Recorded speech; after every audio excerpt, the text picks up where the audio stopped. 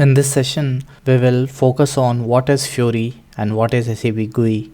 So let's start with what is Fiori. Fiori is a user interface that complements the new S/4HANA system.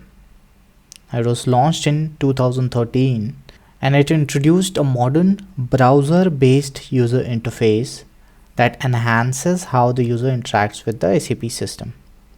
Unlike the old complex screens of SAP GUI, Fiori is designed to be user-friendly and accessible on desktops, tablets, and even smartphones. This shift to a more intuitive interface is a key for improving productivity, making SAP more accessible to users across various devices. With Fiori, you can expect a streamlined, efficient user experience that is easy to navigate. And I think that had to be one of the biggest plus points of Fiori. The learning curve for a new user has significantly improved compared to the older GUI interface that SAP ECC had. Now, when initially Fiori was launched, it had around 300 apps, but today it has expanded to 3000. We will talk about the apps a little bit more in detail in one of our next sessions. But for now, understand that Fiori is the new UI that complements S/4HANA and it's being continuously improved. Alright, let's do a comparison between SAP GUI versus SAP Fiori. So anyone who has ever worked with SAP knows the SAP GUI. It has been the traditional way to interact with the system. It relies heavily on the transaction codes for performing various functions, which means the end users have to memorize these codes, for example, MM03, FBO3. So all of these codes makes the learning SAP quite challenging, especially for the newcomers. So there was a steep learning curve for using SAP. Plus, let's be honest, right? The user interface of SAP GUI, it can feel a bit complex and even intimidating at first glance. Now, another limitation of SAP GUI is it works only on the desktop.